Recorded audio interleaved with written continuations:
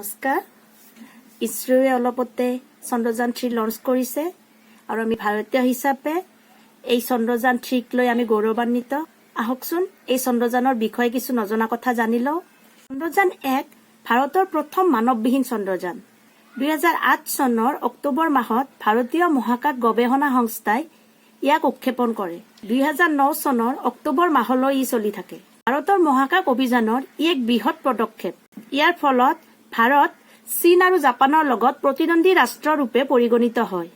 2008 চনৰ নৱেম্বৰ মাহত এই মহাকাশ যানখন চন্দ্ৰকক্ষত সফলতাৰে প্ৰৱেশ কৰে আৰু চন্দ্ৰৰ ভূমিত বিশ্বৰ চতুৰ্থখন ৰাষ্ট্ৰ ভাৰতৰ জাতীয় পতাকা উৰে। চন্দ্ৰত মুন এম্পেক্ট অফ অৱতৰণ কৰি তাত পানীৰ উপস্থিতি পৰীক্ষা কৰে। তথ্যমতে এই প্ৰকল্পটোত 385 কোটি টকা ব্যয় হয়। চন্দ্ৰযানটো ভাৰতৰ দ্বিতীয়টো চন্দ্ৰ অভিযান। ভাৰতীয় মহাকাশ গৱেষণা সংস্থাৰ দ্বাৰা প্ৰস্তুত কৰা এই অভিযানটোত ভূ-সকালীকৃত উপগ্ৰহৰ উৎক্ষেপণ জানমাৰ্ক 3ৰ দ্বাৰা উৎক্ষেপণৰ পৰিকল্পনা কৰা হৈছিল।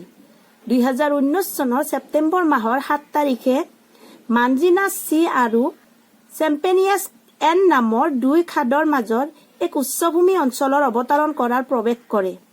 চকা থকা ৰভাৰ যানখন সফলতাৰে অৱতৰণ কৰিব পাৰিলে মৃদু অৱতৰণ কৰিব পৰা চতুৰ্থখন দেশত পৰিণত হলহেঁতেন ভাৰত। কিন্তু চন্দ্ৰপৃষ্ঠৰ পৰা মৃদু অৱতৰণ কৰাৰ সময়ত লেণ্ডাৰখনৰ লগতে ইছৰো নিয়ন্ত্ৰণ কক্ষৰ সংযোগ বিচ্ছিন্ন হয়, ফলত যানখন নিয়ন্ত্ৰণৰ বাহিৰত হয়। চন্দ্ৰযান 2ৰ লগত জড়িত হৈ 3গৰাকী অসমীয়া বিজ্ঞানীয়ে আমাক গৌৰৱান্বিত কৰে। তেওঁলোক হৈছে জিতেন্দ্ৰনাথ গোস্বামী, দীপক কুমাৰ দাস আৰু হিদাম ৰাজিম সিং।